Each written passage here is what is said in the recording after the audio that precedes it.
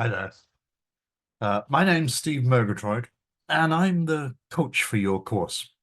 And I hope you find it challenging, fun, creating real opportunities for you to think differently about your work as a leader, about the organization you work for, and about the way the future is going to unfold.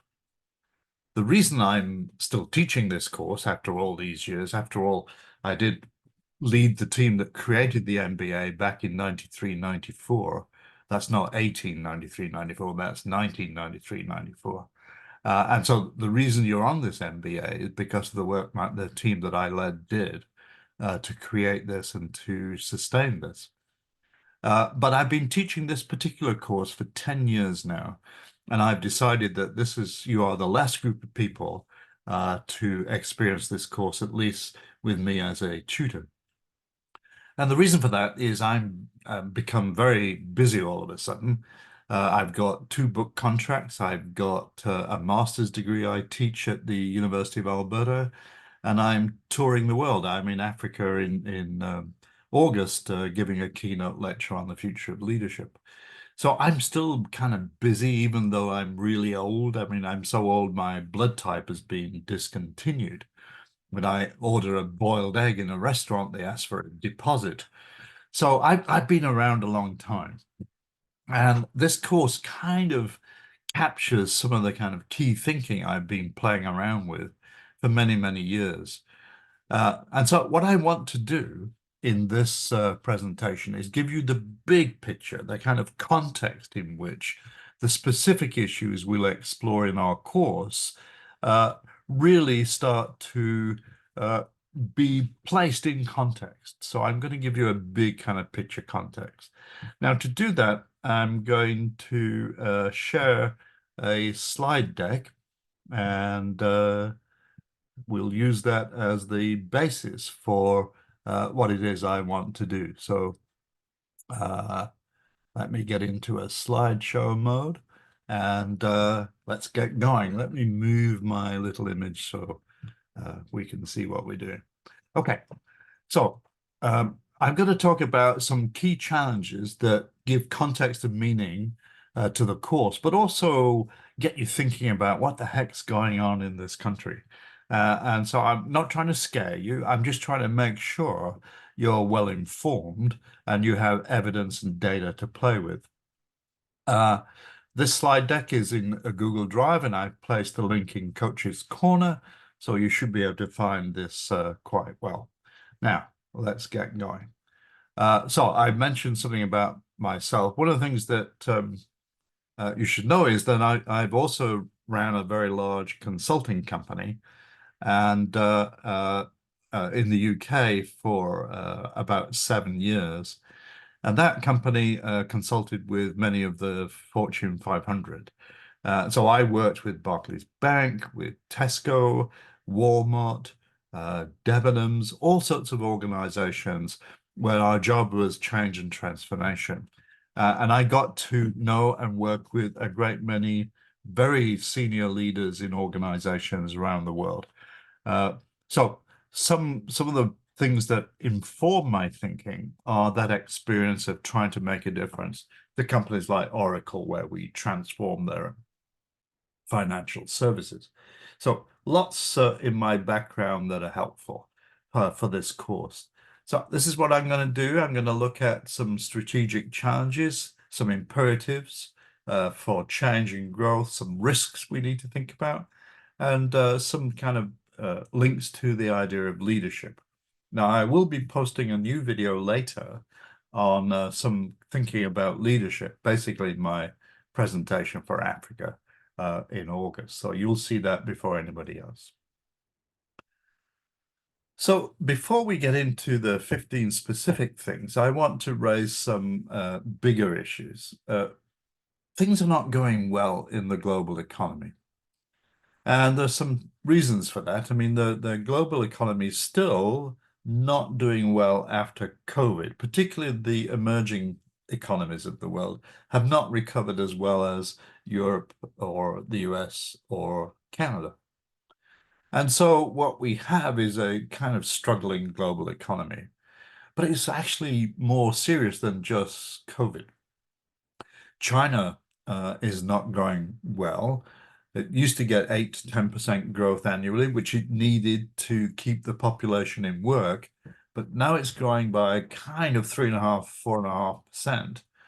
And unemployment amongst the 16 to 25-year-olds is at 20% and growing.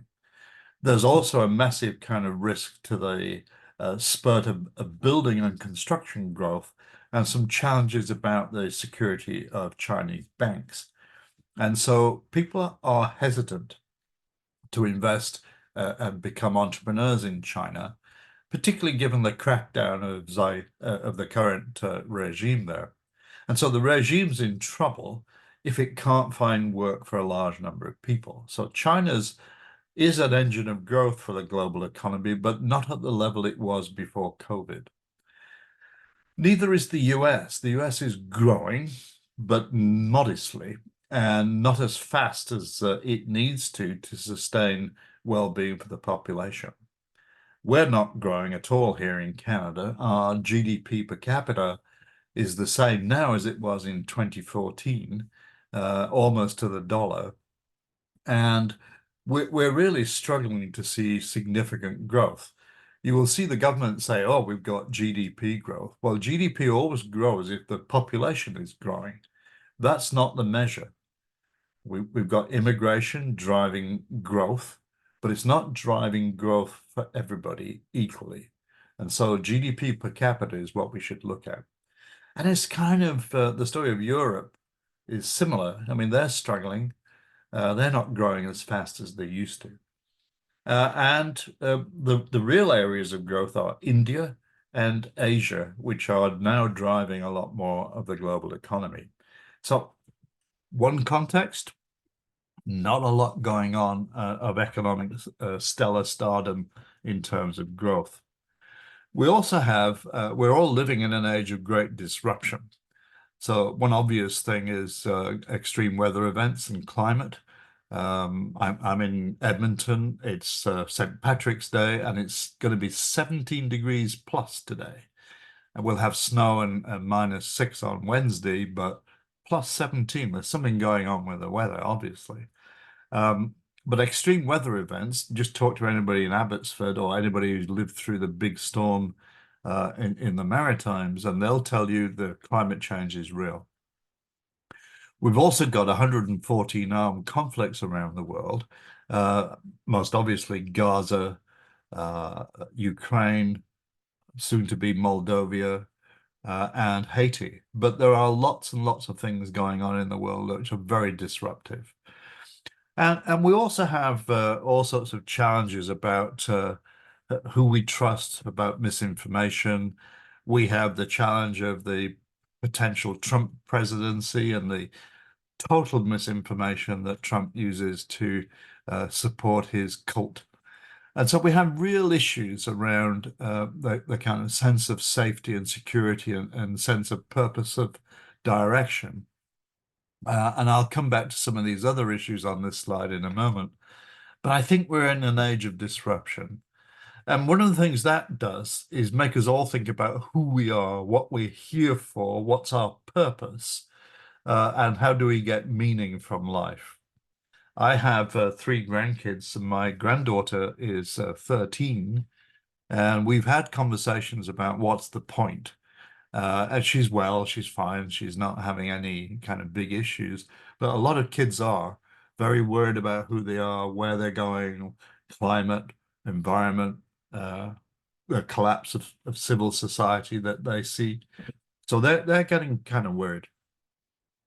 And I think we also have these kind of mental health challenges, both at work, in schools, colleges, and universities, and in communities. It's not as bad as in some other parts of the world here in Canada, but it's serious. And the number of community-based initiatives to try and reduce mental health challenges, like Edmonton has a 24/7 hotline that's actually seeing 600 people a day. I think we have some real issues about who we are and where we're going. Now, each year for the last 20 odd years, the Edelman organization has measured trust around the world? Who do we trust to provide good intelligence, information, and knowledge? And the answer is we trust certain things less and less, like the media, social media, news outlets of various kinds, radio. But we also trust governments less and less. We can't trust them to tell the truth. I live in Alberta. Tell me about it. But also, there are some sources of truth that people trust more than others. And the biggest one are business leaders. They didn't used to be 20 years ago, they weren't high on the list, but now they're number one, followed quickly and closely by academics who speak in public. And so I think we have growing divisions in our society based on who we trust for what information when. And, you have Conway's comment about, oh, well, we're dealing in alternative facts. Well, they're either facts or they're not. And alternative facts are usually conspiracy theories or lies. So we have real issues about who we trust with what kind of information. And when we look at the world, when we look around, what we have is a volatile, uncertain, complex, ambiguous world, what's known as the VUCA world. But I think we should also be adding another group of terms here. They're known as BANI, because I see the world as very brittle, ready to break at any minute. People are very anxious. The world is non-linear. We can't really predict 2 years, 3 years from now. And that leads to many people being incomprehensive of what's going on around them and in the world at the moment and where things are going. They don't understand the direction of travel. Now, I teach anticipatory studies, what's known as future studies. And I've been doing that since the 1980s. And what we're not about is predicting the future, because there are many possible futures, some preposterous futures, some preventable futures we need to be working on, like preventing further outbreaks of war and misery. But there are also some preferred futures, like some of us would prefer the future be very similar from the past. But what we have to remember is there are various versions of history. So if you're an Indigenous person versus a non-Indigenous Canadian, you have a different view of Canadian history. If you're a recent immigrant from Afghanistan or Ukraine or Yemen into Canada, you have a different view of what Canada is now and where its history is from those of us who lived here since the 1980s. And so the past isn't a single thing, it's a group of things. And we have different views. Some of us have forgotten part of the past. So when we look at the future, we're not trying to predict. What we are trying to do is make sense of where things are moving, what we call what is the direction of travel? Where is it likely to kind of start to move to? Which is why we use things like scenarios or world maps of possibilities or the futures column. So we have this kind of work to do, and this is part of what the course is about, of saying, like, how do we as an organization get to our preferred future, given all that's going on, given the leadership we have? What do we need to stop, start, reimagine, reinvent, and really improve so as to get to a better place? And I think one of the ways of thinking about where we are right now is that we're in an in-between time. It doesn't matter what issue you're looking at. Old ways of doing things are being replaced by new ways of doing things, but we aren't settled on what the new way is. So if you're in retail, for example, we know that the old way of doing business, going to a shop and buying stuff, is in the midst of a massive change. We've got internet shopping, we've got home delivery, we've got being able to buy goods from around the world through websites like Temu. We can do all sorts of things now that we couldn't do before, and it's very disruptive. The Body Shop in Canada has declared bankruptcy, and in the UK and across Europe. Its new owners, who only took ownership on January the 9th, realize that the business model for retail of those materials that Body Shop sells is completely changing, and they want to reinvent the business. But what the reinvention will look like, they don't know yet. And I think that's exactly the story. If you're in the grocery business, you've reinvented yourself as a result of COVID, but you haven't finished yet. So we don't know what the future looks like, but we do know it's not a replica of the past. And one of the lines that we use in future studies is there's no such thing as the future being a straight line from the past anymore. And that's why we talk about the in-between time. Okay, now let me get to the 15 big challenges I want us to explore. And these are very relevant to the course. The first is Canada's demography. This is a really interesting space. And you might want to use, an AI large language model to explore what the demography of your province or your area within the province looks like, both now and in 2030 and 2050. But one of the things that's happening is that the dependency ratio, the number of people in work that will need to support people not in work, kids, the disabled, the elderly, is changing. So in 2010, there were 5 workers for every 1 senior or person not in work. And by 2030, that will be 3 to 1. And unless something changes, it will be 1 to 1 by around about 2050, 2055. Now, the reason for that is very simple. We're not replacing ourselves as a population. Our fertility rate has collapsed. It's the lowest it's been in 50 years, actually since Tommy Hunter was on television. And so, and the reason I mentioned that is that was when there was a massive baby boom. People were sitting at home saying, well, if this is the best that's on TV, there must be something else we could do. And we had a massive baby boom. Bring back Tommy Hunter, I say. But what we now are not doing is replacing ourselves in terms of birth rates. What we are doing is growing the population quite rapidly through immigration. And that changes society quite a bit. So the other side of the population growth that we're seeing, especially in Ontario, Quebec, Alberta, British Columbia, is it's making our societies more complex, more multicultural, and there are greater ethnic tensions in the society. Now, the current target is for roughly 450,000, 500,000 new immigrants every year. And that means that there's very rapid population growth taking place in a number of jurisdictions in Canada. But the other side of that is that we're not investing in the infrastructure, healthcare, education, for example, at the same speed as the population growth. So here in Alberta, we have about 35,000 kids who are unfunded attending K-12 schools right now. And in Ontario, given the decisions the government of Ontario have made and the federal government have made, there are real challenges about delivering quality learning K to PhD right across the country, but especially in Ontario.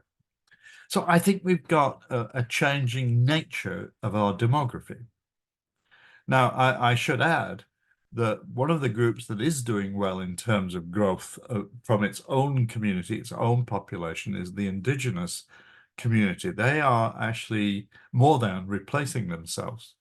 But the challenges that they have is around equity and inclusion, particularly socio-economic equity, and we'll come on to that in a minute.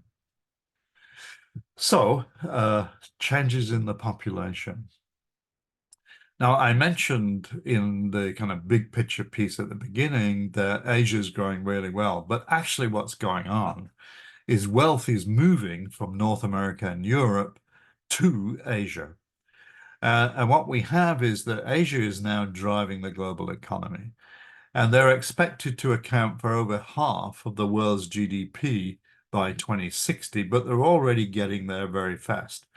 And one of the things that's driving that is the growth of middle-class people throughout Asia, India, and Asia.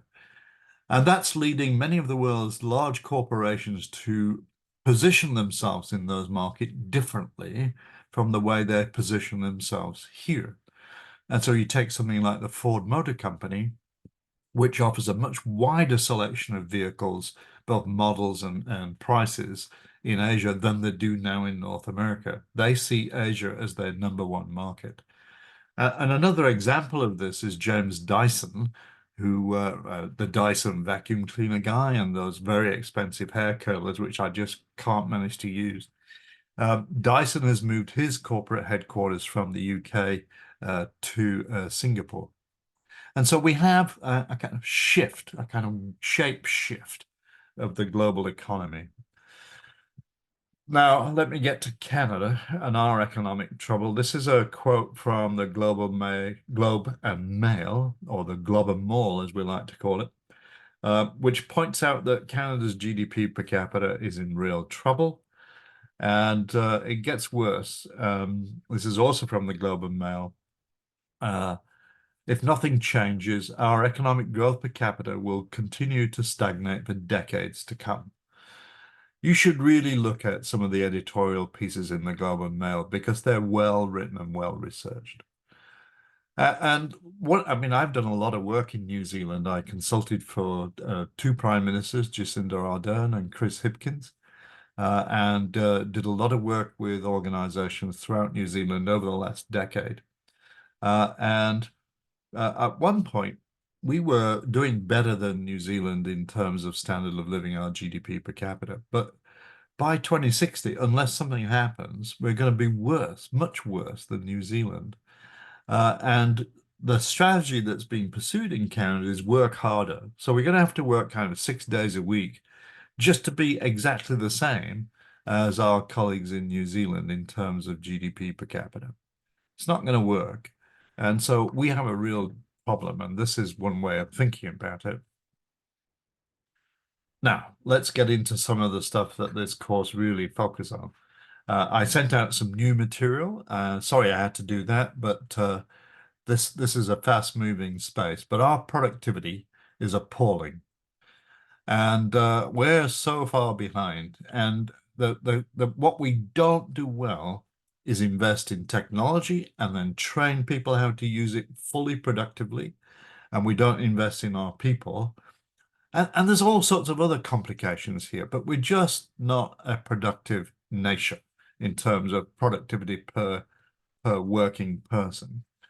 And it shows itself in all sorts of ways. So if you work for Amazon Web Services in Canada, and you're a senior executive in Canada, you're paid less than your counterpart in the US for doing exactly the same job because A, they can pay you less, and B, your team is not producing the same volume of output as the teams in the US. It's very simple. We're also declining in our competitive position. So there are a number of studies of global competitiveness, the World Economic Forum, IMD rather, and they all rank us kind of like middle of the pack, 15th, 13th, something like that. But we keep falling. We keep falling. We used to be 10th. We're now 15th on the World Economic Forum. And the reason is we're not doing anything about the things that are holding us back. We'll come on to that later. So Canada's been the worst performing advanced economy in the OECD since 1976. Think about that. This is one of the reasons. This is a chart from StatsCan showing what the structure of the Canadian economy is.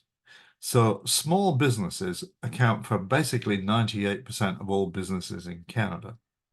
Small businesses don't have a lot of cash. I know, I run 5. And we don't have money to put into staff development or significant investments, risk investments in technology or capital. So we tend to just use our brains to get things done. And we do well, but we're not kind of going to throw a lot of money at improving productivity. We don't have it. The people that do are the large corporations, but as you see, we don't even have half of 1% of our companies in Canada as large, that is, with more than 500 employees. But the other thing about this chart that I think is important that you should think about is what Canada is very poor at is growing small companies to be medium companies and growing medium companies to be large. We just don't do that. And we've never done that. And there's no evidence that we intend to do that. So the next challenge, and this is another kind of theme of a week, is kind of our innovation challenge.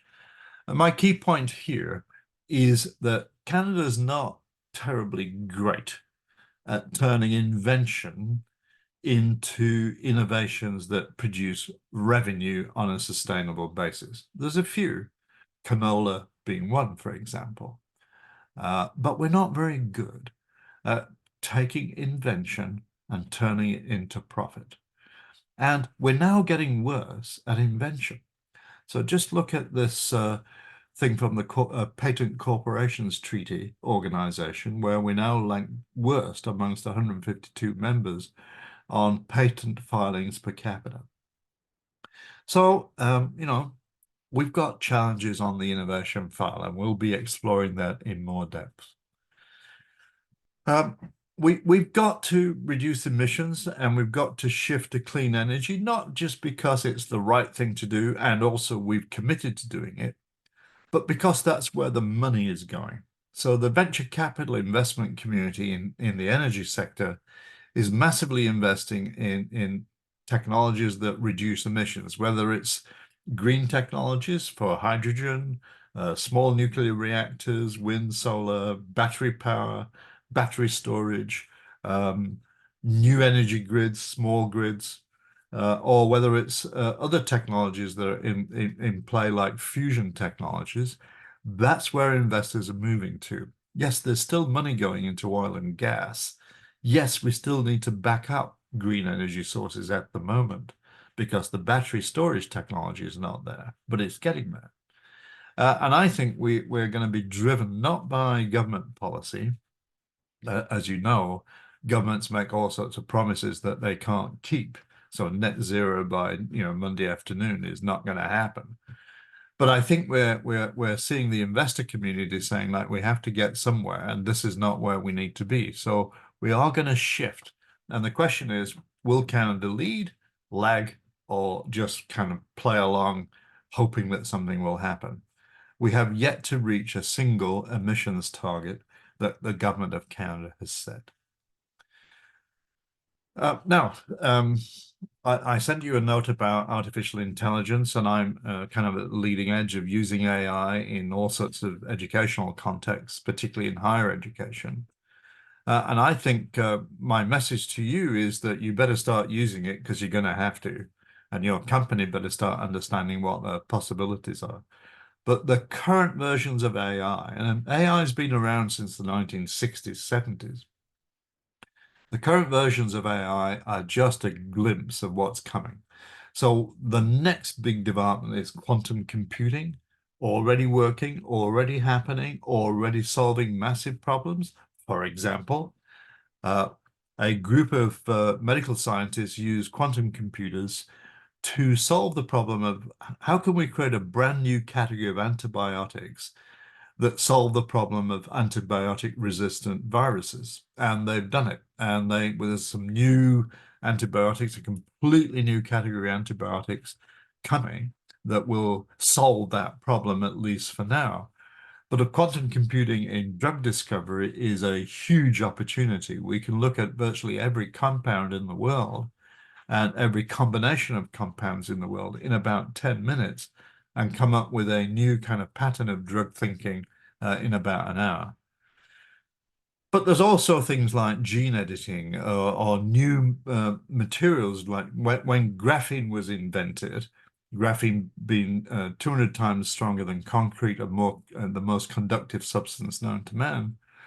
When graphene was invented, we started thinking about how can we use this? And one answer to that is 3D printed houses, where graphene is part of the interior structure. So it stops cold coming in, stops heat getting out. but also it creates an immediate circuit in every room in the house. And you can now 3D print a three-bedroom house in 24 hours for about 10,000 bucks. So the world is changing because of technologies. We either embrace them or we resist them, or we find ways of harnessing them to grow gradually. So I don't think we need to leap into all these technologies, and I think we need to kind of muddle our way through leveraging technology to make a difference. Now, one of the things that's holding us back in terms of our competitive position is our infrastructure. That's the kind of road network, bridge network, the grid, the water network. We've got real problems here, and I've captured some of those on the slide. There's a lot more issues here too. I mean, unfunded capital liabilities in universities and colleges across the country are also in the kind of 12 to 14 billion dollar range, and no government is willing to put real money into our building infrastructure. I mentioned at the start that debts were a kind of issue. So I looked up where we are globally. So there's $307 trillion in total debt, government debt, corporate debt, personal debts. That's a lot of money. And it grows, every hour. Of that, there's a huge corporate debt, $87 trillion. Now, corporate debt's not necessarily bad. It's kind of what's the level of debt relative to the profitability of the organization. So, for example, Air Canada has to have debt to buy and maintain its fleet of aircraft. But if the revenues aren't there to sustain that debt, then there's a big problem. Hence, Chapter 11 bankruptcy for companies like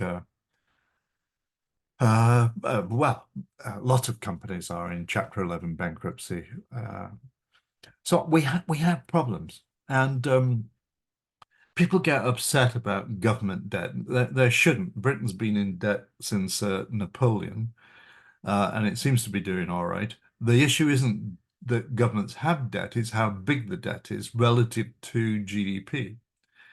And when we look at this, we talk about net debt. So if you look at the government of Canada's debt, net of its assets, its physical infrastructure, the buildings, the land it owns, and so on, then it's about 47.4%. And so we've got room for more debt. And I think the idea of governments as debt-free organizations is simply ridiculous. So we have to have debt, but it's a question of how much it is. Now, there are debt-laden nations like Japan, which also has a massive demographic problem. They're already at 1-to-1 in terms of dependency ratios. That I don't think Japan is a sustainable society unless something significant happens there. I mentioned that it is looking increasingly possible that Donald Trump might be elected as the next president of the United States. It's a possibility. But I think what that would do is completely disrupt the whole geopolitical landscape. He wants to pull out of NATO. He wants to ship all the immigrants that came in over the last 30 years back out. He wants to disrupt the global order. But so does Putin, who's being re-elected today for the next 6 years. He became president in 1999, and unless something happens, he could be president until 2036. And so he's disrupting the world through not just his attack on Ukraine, but through other kind of measures. Then we have China sitting there with great uncertainty about what they're going to do with Taiwan, but we already know something about that given what they've done in Hong Kong. And so, we have shifting geopolitical structures going on. And I think we're going to see more disruption, more challenges, more concerns over the next few years. So those are kind of big structural challenges, but I now want to turn my attention to people challenges. Canada has a skills problem.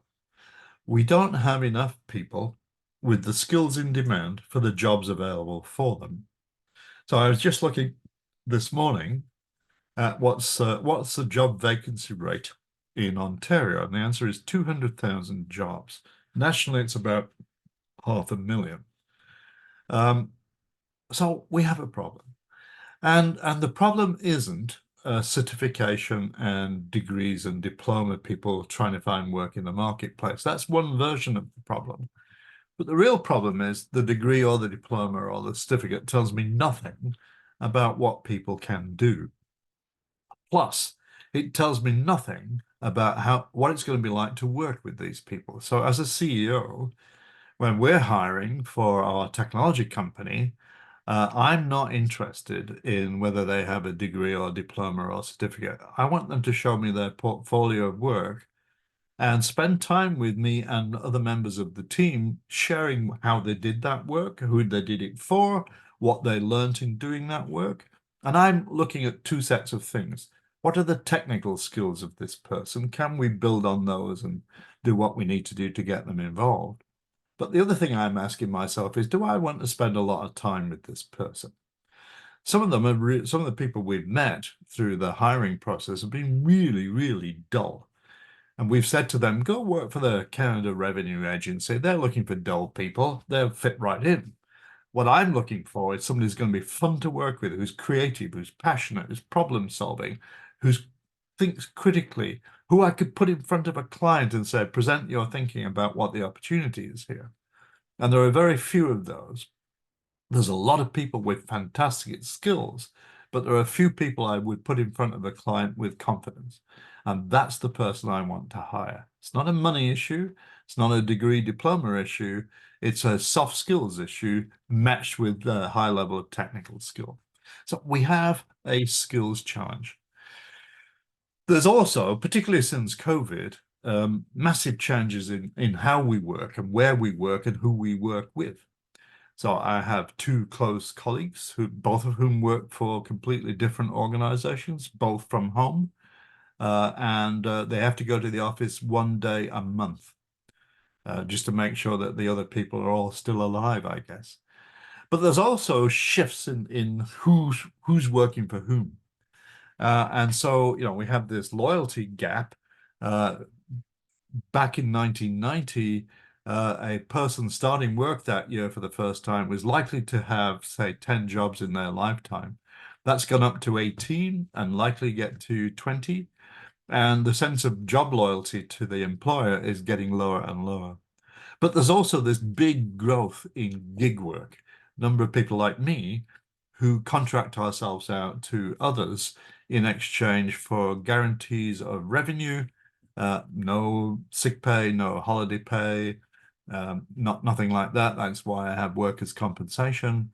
But also, higher rates of pay because they're paying for what's in here, and there's not a lot of us around. And that's why gig work is growing very fast. Many people think of gig work as, Uber drivers or skip the dishes drivers. Yeah, that's gig work. But the other gig work is a lot of IT work and a lot of consulting work. And that's growing pretty fast. Um, Now, I think the underlying people issue is growing inequality. And I'm talking about economic inequality, but also social inequality. And so we have this situation where essentially the rich are getting richer faster, the poor are getting poorer, and the middle class are stuck. We just averted a strike here in the city of Edmonton of all city employees and all city library staff who had no pay increase in 5 years. And they're basically the library staff in particular, I know because I'm married to one, are middle class people that are very well educated. And for them to contemplate strike action is quite serious. We have a number of Saskatchewan teachers are currently involved in industrial action for the same reason. Here we are with, a classic middle class job, not being rewarded in terms of what's going on in the classroom complexity field and in terms of the burden of work and the kind of social challenge of being a teacher these days. So the rich are getting richer. Just look at, the top 1% of Canadians owning 25% of the wealth of the country. And we don't tax the rich or the rich corporations well enough to support economic growth and development. And I mentioned this war for talent, the kind of skills shortage. But the other point I want to make is that this is a global issue. And so that when we look at the challenges that Canada has, we are facing a challenge of competing in the global market for very rare skill sets. So there are some things that we need to do to make growth possible. The first is that I think we need to think more about partnerships and alliances. We're not competing with each other in the retail sector. Well, we kind of are, but we're also could partner and ally with each other to do creative things together. So an example of this is the whole notion of sharing research resources on what do we know about demography or what do we know about a technology. And there are classic examples of co-opetition where normally companies that normally compete with each other, like the car manufacturers, partner with each other to get some big thing done, like new battery technologies. Happened in the oil sands. All the oil sands companies got together to create new ways of working to reduce the cost per barrel and the amount of water per barrel and the amount of energy per barrel of the oil sands in its early stages of development. So we need to see more alliances and partnerships, more co-opetition, more industrial shared cost R&D to increase the speed of innovation. We also need to get better at quality. So, we're a very small market and a very complex market from a supply chain point of view. So we need to do more to see quality as something we do as a competitive advantage. And, there's a lot to do here. I've written extensively about TQM, Six Sigma, and all those kind of things, but it'd be good to see a lot of that in practice. And there's enough examples. Just try and phone TELUS or Bell or Rogers. They're all the same. And try and get quality service out of them, or the banks. So there's real issues around our notions of service and quality. We're very poor at investing in people development. A lot of the money that's invested by corporations goes to the C-suite or to higher level employees, but we need to do a lot more at the ground to improve the performance and productivity of all employees. And I think we should join Finland in National Failure Day, October the 13th, to celebrate failure. Because one of the views I have, based on the consulting work we did from our UK company, was failure is usually a starting point for significant change. In fact, a colleague of mine says that all significant learning comes from failure or pain. And I think he's probably right. Success is straightforward, and we need to celebrate that. But we should also celebrate failure as an opportunity to learn. A late friend of mine, another great management consultant called Don Skilling, used to say, failure is inevitable. Learning from failure is a choice. And I think we should choose to make that choice more often. A few things we need to think about. There's some risks. This whole kind of misinformation is a big risk that we need to think about. We have a massive challenge in Canada of literacy. So 42% of the Canadian workforce has levels 1 and 2 literacy on a 5-point scale. But most of the jobs that we're looking at now in our economy requires literacy at levels 3, 4, and 5. And if we want to make significant GDP growth, one of the things we could do that's relatively inexpensive is upgrade the literacy skill sets of the Canadian workforce. So there's a big piece of research that my good friend Scott Merry and others were engaged in that shows a 1% rise in literacy in the workforce is a 5% rise in GDP annually. That's a lot of money. And we're leaving it on the table because we don't invest in people. I'm also concerned that our leadership skill sets are not matching the challenges that we have in organizations. We need to do much more to strengthen agile, nimble, creative, supportive, engaging leadership. And so command and control is still around, doesn't work, especially in the age that we're at now, especially with the younger generation of workers coming in. But leaders have challenges. I mean, they're dealing with multi-generational workforces, with demanding markets, fast-growing technologies. Some of them are kind of deer in the headlights kind of leaders.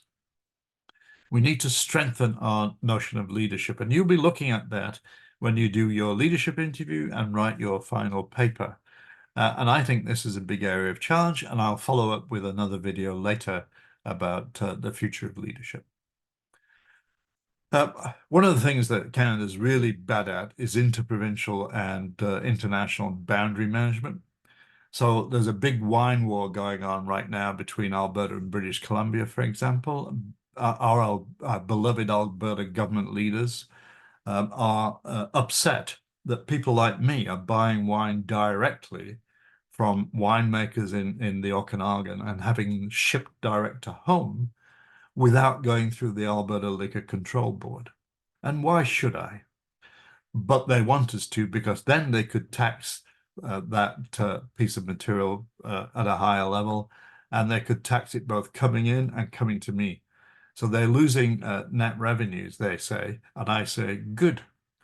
Let's have a free market. But there are lots of interprovincial trade barriers. This is just one that annoys me as a professional wine drinker.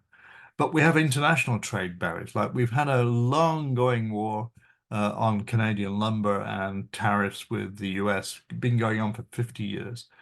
We put a tariff on British cheese at 254%, which means I couldn't have some, white Stilton for Christmas with my Christmas cake.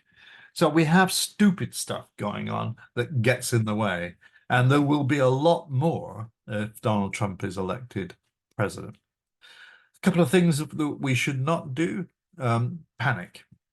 These are all problems we sent to really challenges to help us think and help us work better together. All problems are treasures from which we can improve. So let's look at those pockets of real innovation and excellence and use them as a way of leapfrogging into this different future. The other thing that we shouldn't do is say somebody needs to fix this. The somebody is you. You're in a leadership position, even in the middle of an organization or at the top. I don't know where each of you are right now, but you can make a difference. You can get your team to make a difference. And every one of the people on this list did so by doing something that mattered to them. So I have the honor of having the same birthday as Steve Wozniak.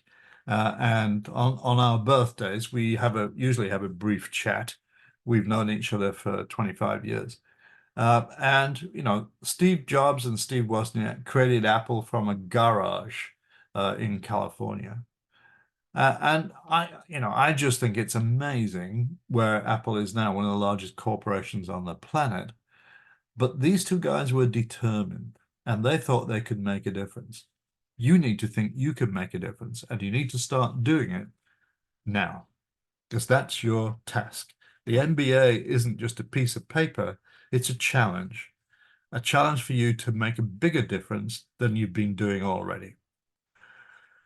So, and that's why I've got this slide. Everybody's running towards this cliff, but you should be running the other way, saying, hey, we need to change direction here. We need to do something different. That's you. So start thinking about what that is. So I hope this has been helpful. I hope you will find this course really interesting, challenging, and fun. And I'm here to help. My job is to help you be successful in this course. That's my job. I can't do it if I don't know you're struggling. This is my personal email, which I look at first thing every morning. I also check my Athabasca email, so that works as well. But if you want to get to me urgently, this is the one to use. Hope that's been helpful. I'm going to stop sharing and say thanks a lot. There'll be more, and there's a YouTube channel with lots of stuff in it. Have a look. But right now, bye.